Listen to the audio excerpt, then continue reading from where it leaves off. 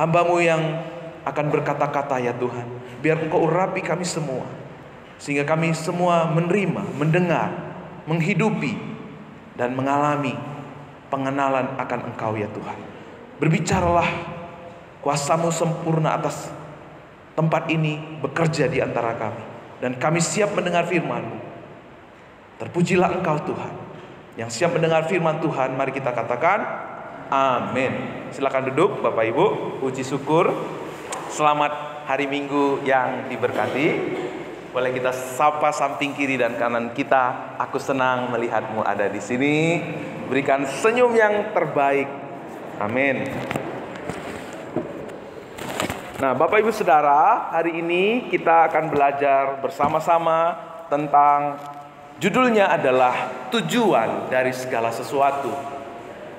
Ketika kita mau memiliki kehidupan yang menyembah Tuhan, kita harus memiliki pengertian yang benar terhadap tujuan dari segala sesuatu. Apa sih tujuan dari segala sesuatu? Mengapa segala sesuatu diciptakan untuk Dia?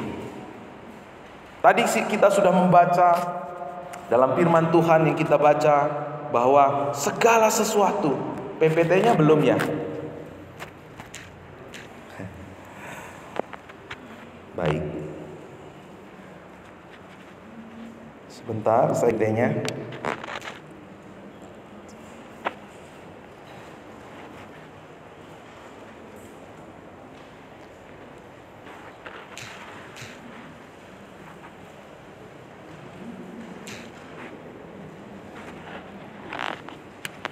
Udah,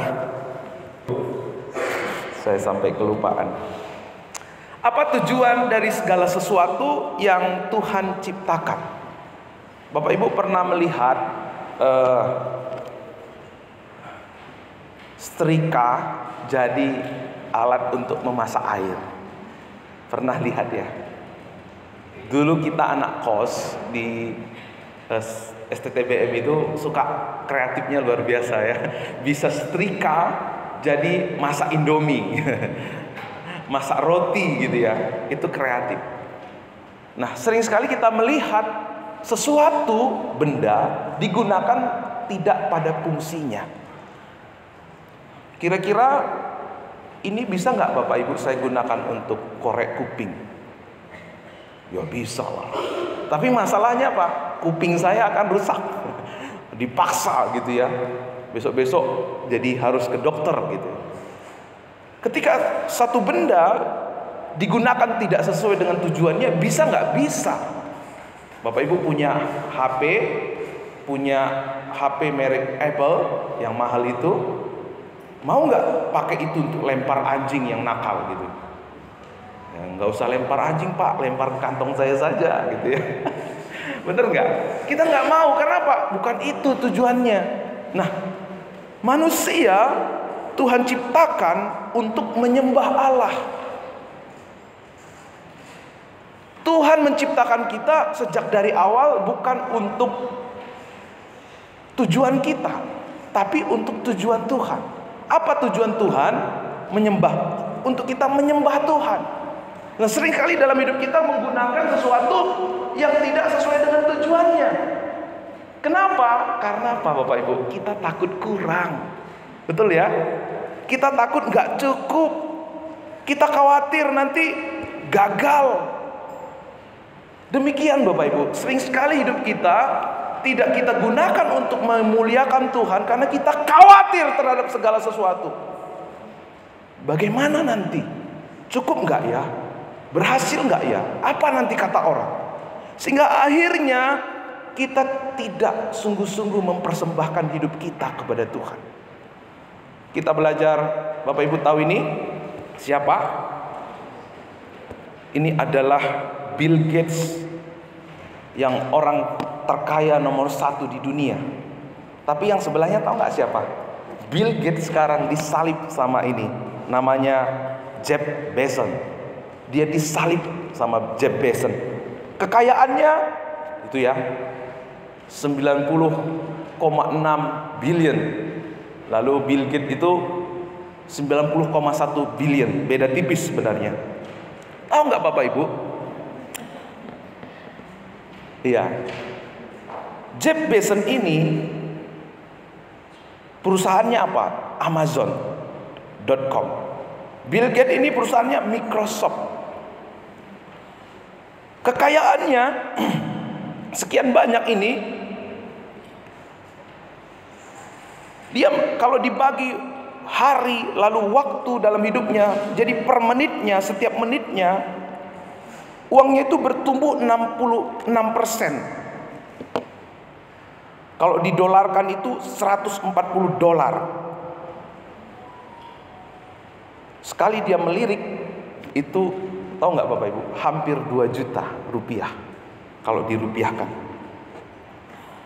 Kalau umur Jeff Bezos ini sekarang 53, kalau umurnya sampai 90 tahun maka ada 37 tahun umurnya dia.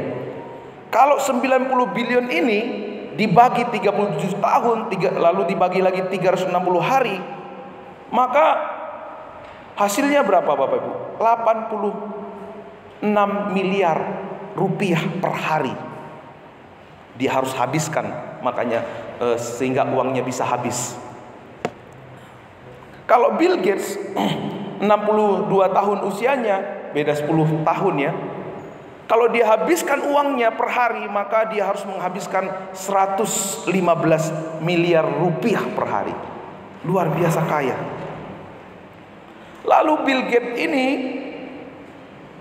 juga adalah orang yang suka bersedekah. Begitu juga Jeff Bezos, dia suka bersedekah.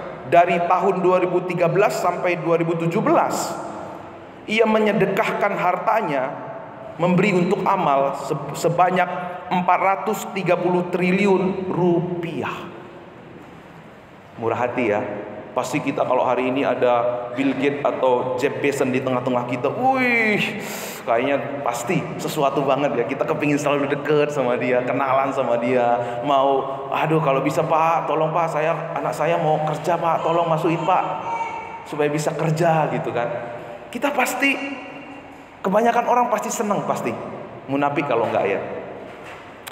Nah, Bapak Ibu, kalau Bill Gates membagi hartanya kepada orang seluruh dunia, sebanyak 7,5 miliar manusia dikasih 130 rupiah per orang, maka masih sisa hartanya sebesar 15 miliar dolar atau 190 billion rupiah.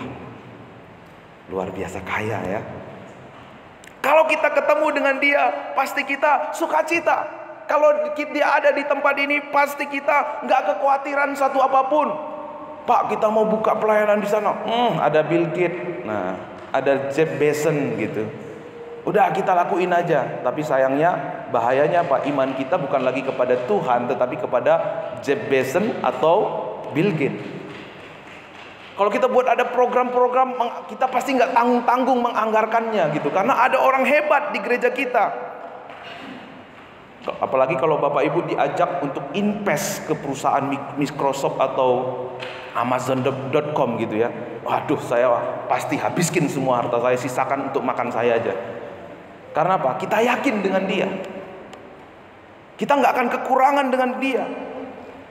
Apalagi kalau diajak tinggal sama dia. Wah, nggak khawatir Pak. Hidupku pasti terjamin gitu ya. Hidupku pasti nyaman.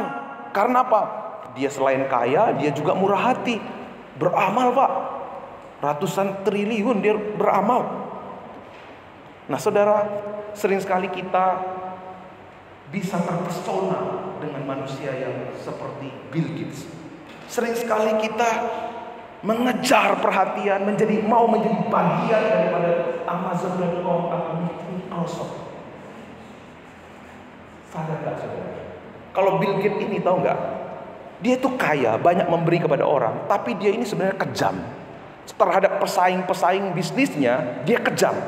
Seperti Oprah, kalau orang-orang tua ya, yang Bibi baby boomer ya, ngerti itu ya. Zaman-zaman yang belum ada Microsoft itu, ada istilah Opera atau apalagi istilahnya itu semua mati. Ciut pesaing-pesaing dari para Bill Gates. Dia kejam kepada pesaingnya. Kalau nggak dia beli perusahaan itu, dia matikan. Kejam. Dan dia juga memberi kepada beramal kepada yayasan-yayasan, mungkin yayasan parkir milik atau apa. Belum tentu dia mengasihi karena kasih. Bisa jadi gara-gara apa? Karena aturan pemerintah. Kalau perusahaan itu harus beramal. Tapi ada satu pribadi yang begitu kaya, begitu luar biasa, dia mau berkorban untuk kita.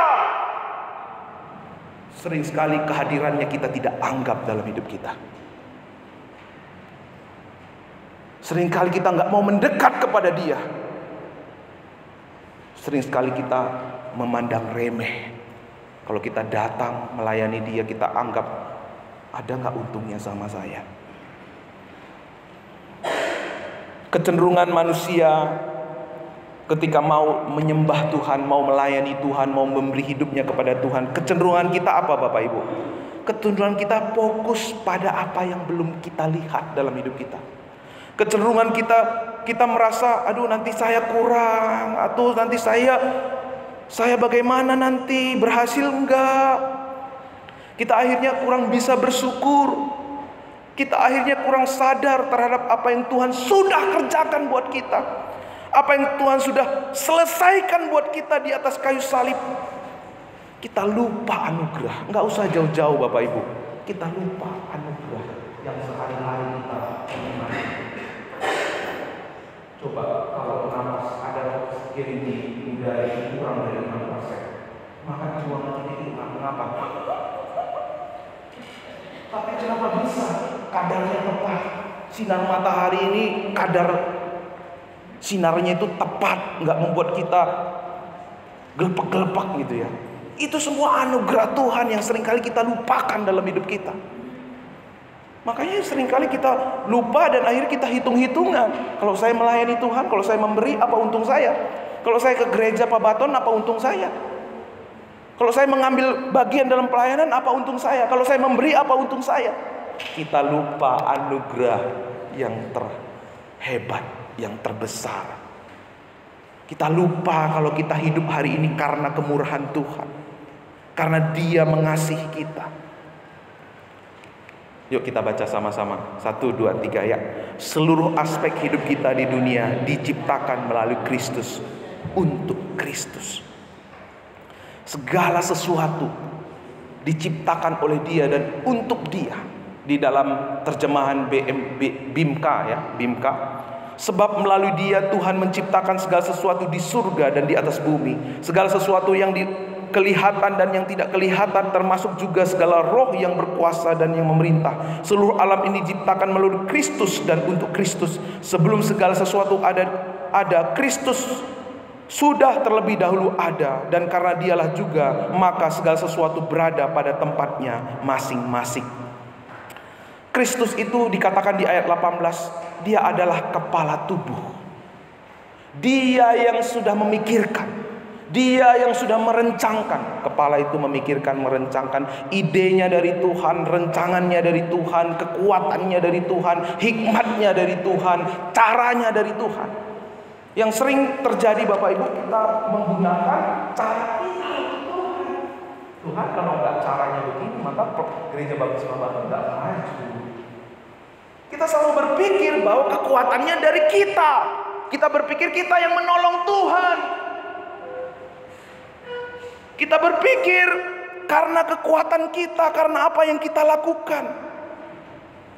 Kalau Bapak Ibu-ibu buat kue, pasti ada bahannya, ya kan? Ada caranya, ada waktu yang dibutuhkan, ada alatnya.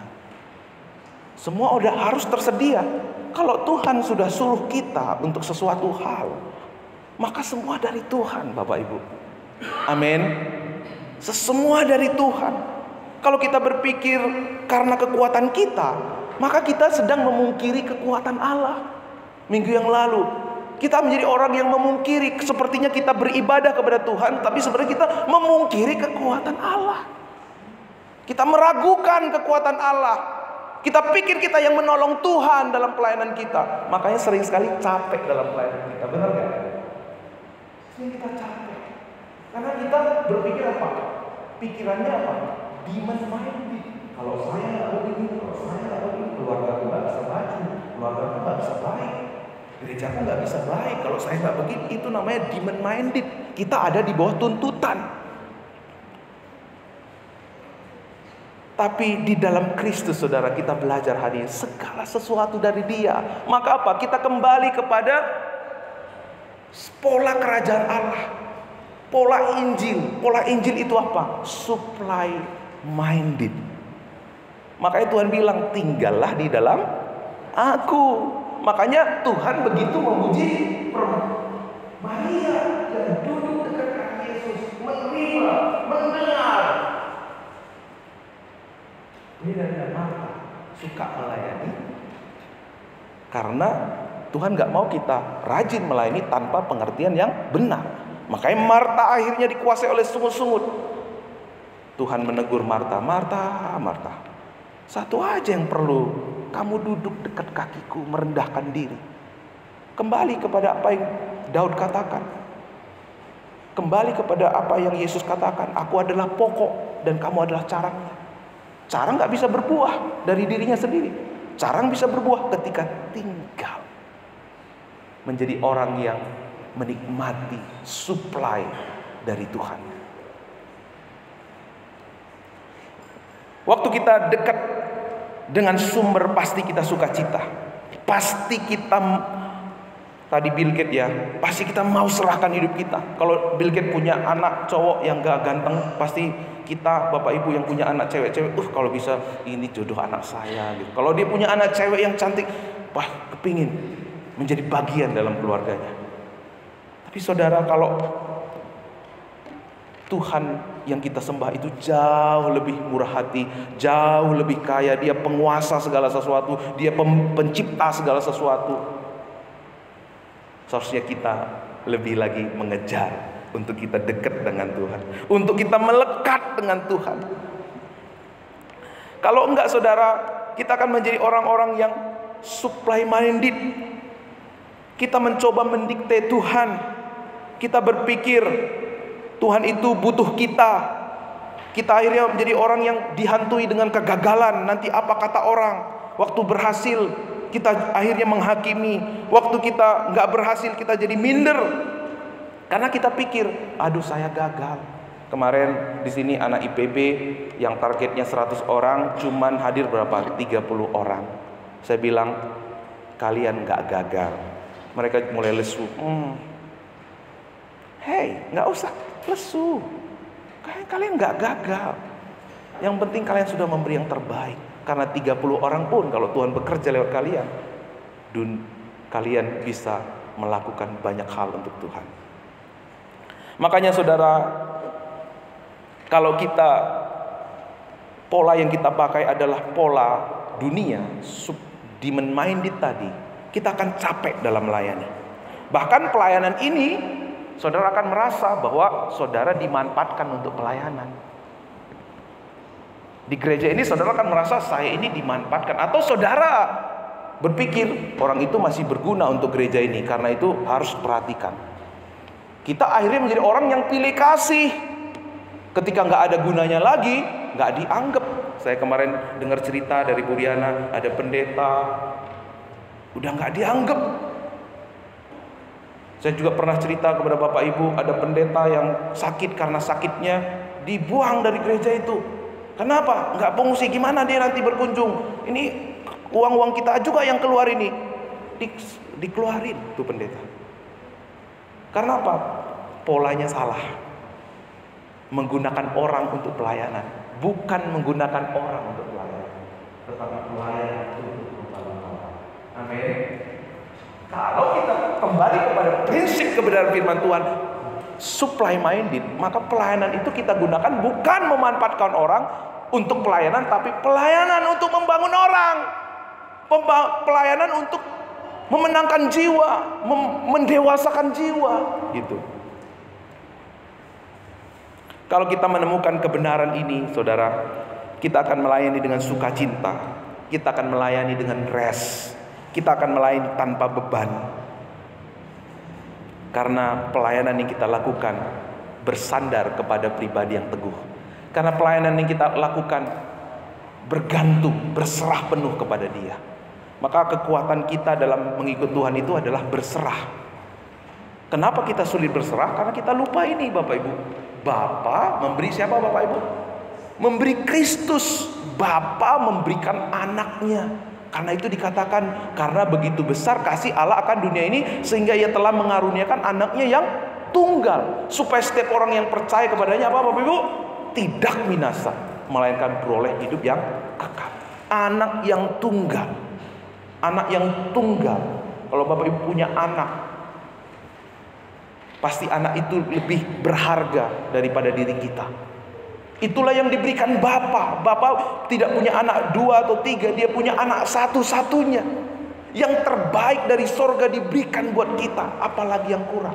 Makanya tadi dikatakan di dalam Dia diciptakan segala sesuatu.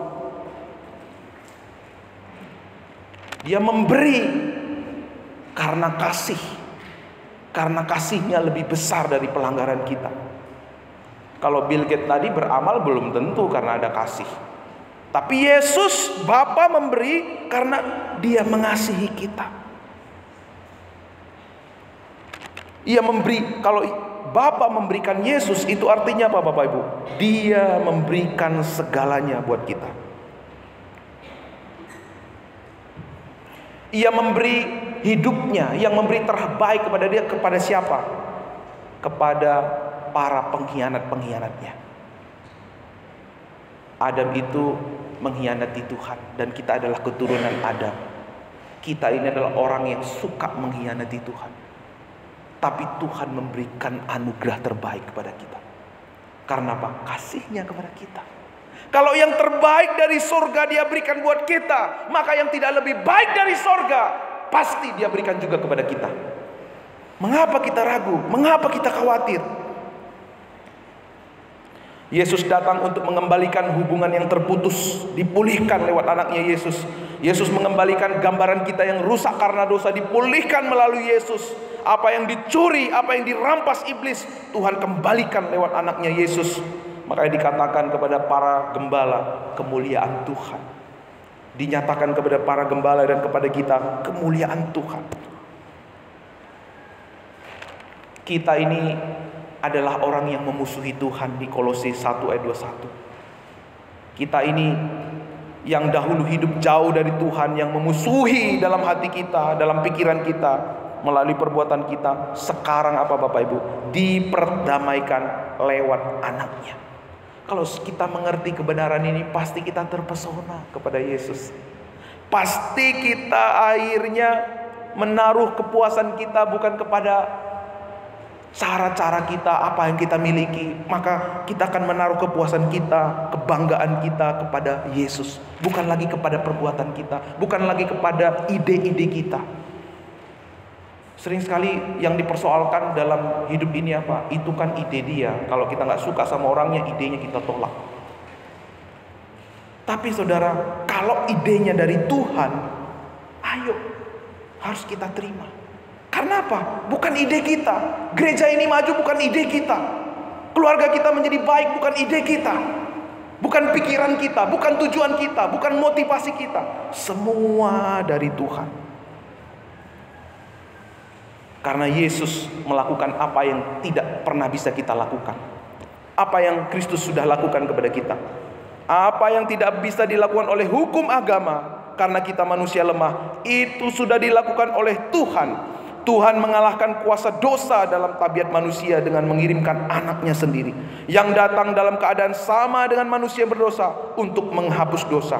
Tuhan melakukan itu supaya kehendaknya dinyatakan dalam hukum agama itu dapat dijalankan dalam diri kita yang hidup menurut Roh Kudus dan bukan menurut tabiat.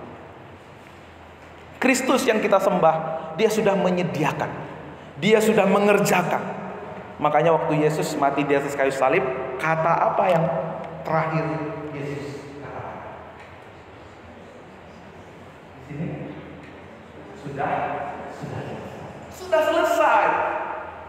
Tuhan sudah mengerjakan apa yang tidak pernah bisa kita kerjakan. Tuhan Yesus sudah menyediakan apa yang tidak pernah bisa kita sediakan dengan usaha kita. Dia sudah menyelesaikan segala sesuatu. Dia mati di atas kayu salib untuk mengerjakan apa yang selama ini sudah dicuri oleh iblis ketika di Taman Eden. Dia mengembalikan posisi kita yang semula. Dia mengembalikan gambaran dan rupa kita di dalam diri anaknya Yesus Kristus. Ia rela mati di pohon, di kayu yang dia ciptakan ini. Disinilah dia disalib. Dia dipukul oleh siapa? Oleh orang-orang yang dia ciptakan. Oleh tangan dan kaki yang dia ciptakan. Itulah yang menendang dia. Itulah yang mencambuk dia. Oleh mulut yang Tuhan ciptakan ini. Itulah yang akhirnya menghina, menghujat dia. Oleh air ludah yang Tuhan ciptakan ini, itu yang akhirnya ditujukan kepadanya. Kenapa dia lakukan itu semua? Dia tidak, waktu dia menerima itu semua, dia tidak batalkan misinya. Dia tetap menerima semuanya itu. Karena apa Bapak Ibu? Karena kasihnya kepada kita.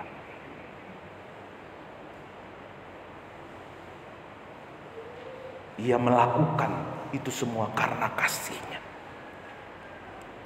Ia menyatakan kemurahan kepada kita. Yang kedua Bapak Ibu, supaya kita bisa memberi penyembahan yang terbaik kepada Tuhan,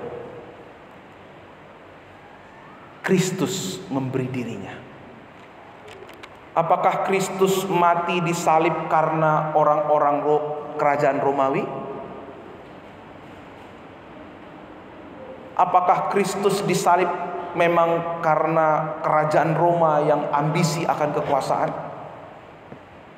Kristus disalib saudara, bukan karena orang yang jahat dengan dia, tapi karena dia menyerahkan dirinya kepada dia. Tepuk samping kiri dan kanannya, jangan tidur. Kristus mati, ia menyerahkan dirinya untuk kita. Jangan khawatir, tepuk saja.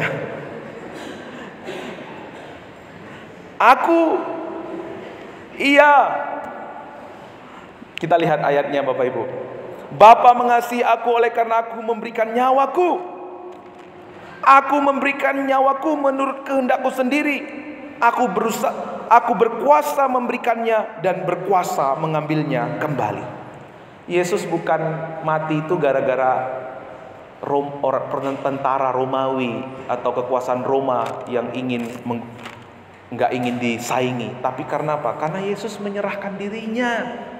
Makanya waktu Simon melihat Yesus akan ditangkap oleh tentara-tentara Roma, apa yang dilakukan oleh Simon? Dia ambil pisaunya, dia hunus pedangnya, dia potong leher tentara itu. Apa kata Tuhan Yesus? Apa kata Tuhan Yesus kepada Simon? Simon itu orangnya si panggaron ya. Bahasa Batoknya Yesus si panggoron, par jago-jagoon gitu ya. Merasa ingin menunjukkan kehebatannya gitu ya. Tapi Tuhan Yesus bilang, jangan ya. Aku ini memang sukarela. Kalau aku mau mati, aku menyerahkan diriku itu bukan karena mereka bawa pedang, bukan mereka karena banyak tentara, tapi karena aku menyerahkan diriku. Nanti Bapak Ibu bisa cek di rumah ya. Kalau aku mau, aku bisa menurunkan 12 legion malaikat. Wah, kalau 12 legion, satu legion itu maksudnya apa Bapak Ibu? 1.000 ya, 1.000. Berarti kalau 12 legion itu 12.000. Ya habis, kerajaan Roma habis gitu. Artinya Tuhan itu mati bukan karena ada orang-orang yang penguasa pada waktu itu. Yesus mati karena memberi dirinya. Dikatakan di dalam Matius juga, sama seperti Anak Manusia datang bukan untuk dilayani, melainkan untuk melayani dan memberikan nyawanya menjadi tebusan bagi banyak orang. Jadi Kristus memberi dirinya. Ia menganugerahkan dirinya. Ia mau mati buat kita. Dikatakan Kristus, kita bisa simpulkan Kristus yang terbesar, yang termulia melayani kita.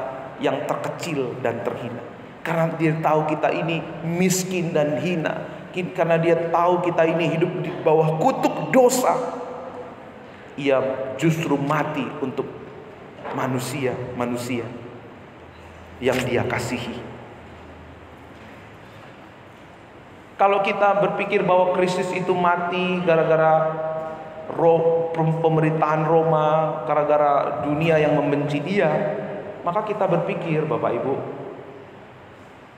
ada campur tangan kita, ada campur tangan manusia sehingga Yesus itu menyelamatkan kita. Tapi saudara, jelas dikatakan oleh firman Tuhan hari ini, dia memberi dirinya. Artinya dia memberi dirinya apa? Bahwa enggak apapun yang kita lakukan, dia memang sudah mengasihi kita. Enggak apapun yang manusia lakukan, dia memang mau mati untuk kita. Kalau kita berpikir ada campur tangan kita dalam misi penyelamatan manusia, ini yang sering sekali mengubah paradigma kita dalam melayani Tuhan. Oh, kalau bukan saya yang melayani Tuhan, nanti nggak akan bisa maju ini. Oh, kalau melayani Tuhan itu harus ini, harus itu. Kalau kita sudah cukup, baru kita mulai memikirkan orang lain. Justru waktu kita memikirkan cukup untuk diri kita, maka supply itu nggak jalan. Supply itu nggak jalan. Tapi justru waktu tangan kita udah penuh, lalu kita kasih ke orang, tangan kita kosong, kita bisa menerima. Kadang-kadang kita berpikir, tangan saya penuh dulu Tuhan, saya mesti cukup dulu nih. Tuhan mau kasih di mana? Mau Tuhan kasih? Mau kasih di sini ya, jatuhlah. Kantong udah penuh semua, tangan udah penuh semua. Udah, kita banyak orang akhirnya puas, udah cukup, nggak lagi peduli sama orang lain. Akhirnya yang dia terima itu busuk, jadi penyakit, tidak berarti apa-apa. Tapi kalau kita mengerti bahwa apa yang kita terima adalah kemurahan dari Tuhan, berkat kasih karunia dari Tuhan, kemampuan, kesehatan, harta yang kita miliki, ini semua anugerah Tuhan untuk aku pakai. Waktu kita salurkan berkat-berkat itu, ada berkat yang baru, dan tidak pernah membusuk, selalu segar, selalu baru buat kita, dan membuat kita hidup penuh arti di dalam Tuhan. Haleluya. Tuhan mau kita melayani, Tuhan mau kita mengambil bagian dalam pelayanan yang Tuhan percayakan kepada kita. Jadi Roh Kudus memberi kita tuntunan, Roh Kudus memberi kita kuasa, Roh Kudus memberi kita karunia. Waktu kita melayani Tuhan, selalu kita diperhadapkan caranya dari mana, dananya dari mana, kekuatannya dari mana. Ingat Bapak Ibu, ada Roh Kudus yang Tuhan sudah karuniakan kepada kita. Dia yang akan mengajari kita, dia akan menyatakan kuasanya kepada kita. Makanya di dalam 1 Korintus 12 ayat 4-7 ada bermacam-macam karunia. Itu semua sebagai tanda kebaikan hati Tuhan buat kita, supaya kita bisa mengambil bagian dalam pekerjaan Tuhan yang mulia. Tuhan mau kita mengambil bagian dalam pelayanan-pelayanan yang Tuhan percayakan kepada kita. Supaya apa? Supaya kita menyatakan kebaikan Tuhan. Ada talenta-talenta yang kita miliki saat ini, ada karunia-karunia yang kita miliki saat ini. Itu semua tanda, bukan tujuan, tanda kebaikan Tuhan. Di waktu kita melayani, kita sedang mengeksplor talenta kebaikan Tuhan lewat kehidupan kita, yang bisa kita gunakan untuk membangun sesama kita. Karena itu dikatakan banyak anggota tetapi satu tubuh.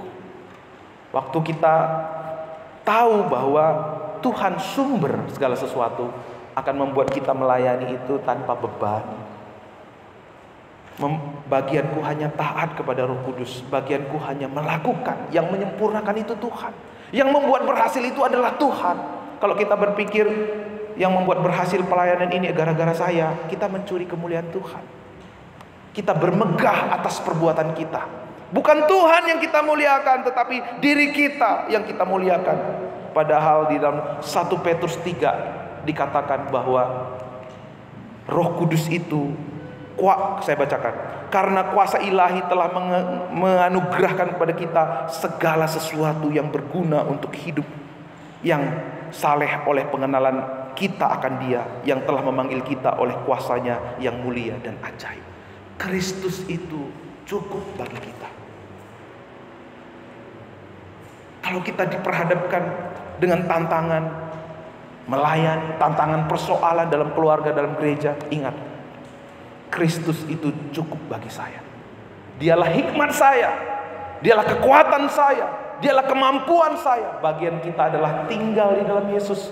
Bagian kita adalah mengikuti kehendak-Nya. Bagaimana supaya kita bisa mengikuti kehendak-Nya? Kita butuh orang-orang yang sama dengan kita.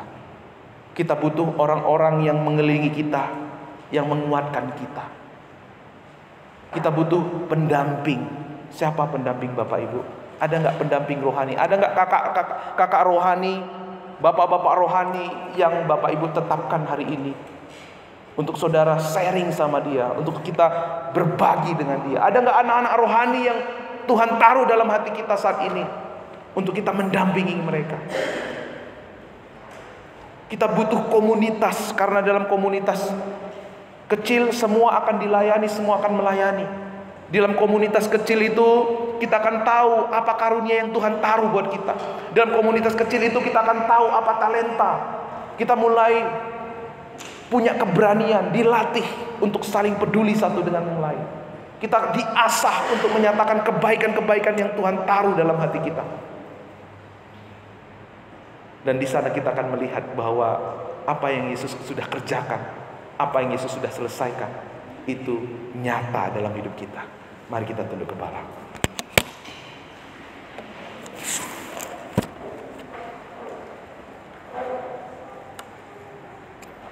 Saya mengajak Bapak Ibu untuk bersatu teduh sejenak, merespon kebenaran firman Tuhan ini.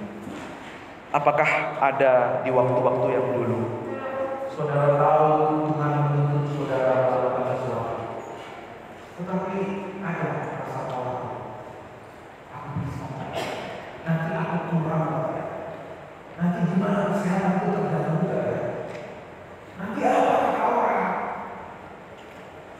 nanti bagaimana aku bisa menyelesaikan ini, gagal nggak nanti ya, berhasil nggak nanti ya. Kalau aku nanti ngomong sama dia, kira-kira apa pandangannya sama saya? Apakah semuanya itu sering sekali membatasi saudara? Akhirnya saudara berdiam diri, akhirnya saudara tidak melakukan apa-apa, berpangku tangan dan bersembunyi di balik kemurahan Tuhan, bersembunyi dengan alasan Tuhan bisa mengerjakan sendiri. Ya, memang Tuhan bisa mengerjakan sendiri, tapi Tuhan mau bekerja lewat hidupmu. Tuhan memberi kesempatan yang agung, kesempatan yang mulia untuk terlibat dalam misi yang besar. Dia tidak minta apapun dari kita. Ia hanya minta hati yang tahan, hati sebagai seorang hamba. Karena berkatnya dari Tuhan, kekuatannya dari Tuhan, idenya dari Tuhan, dia sudah mengerjakan segala sesuatu. Di dalam Yesus dia sudah menjadikan kita hari ini yang tadinya ada di bawah hukuman dosa, ada di bawah kemurahan Tuhan. Yang tadinya layak dihukum sekarang layak diberkati. Yang seharusnya dibinasakan sekarang diselamatkan karena anugerahnya. Maka yang tidak lebih besar daripada itu, Tuhan sudah kerjakan buat kita. Kalau saudara di waktu yang lalu suka memungkiri kekuatan Tuhan, hari ini mari minta ampun kepada Tuhan. Hari ini mari datang kepada Tuhan. Tuhan, aku mau dibaharui. Aku mau melihat kuasa-Mu, pekerjaan-Mu dengan leluasa nyata di hidupku, nyata di keluargaku, di rumah tanggaku, di pekerjaanku. Biar Roh-Mu mengajar aku, Tuhan. Biar aku mau mulai didampingi oleh bapak-bapak rohani, oleh senior rohaniku. Mulai aku mau juga mendampingi orang yang butuh pendamping rohani. Aku mau peduli, saling melayani lewat komunitas. terbangun dan dibangun di dalam komunitas.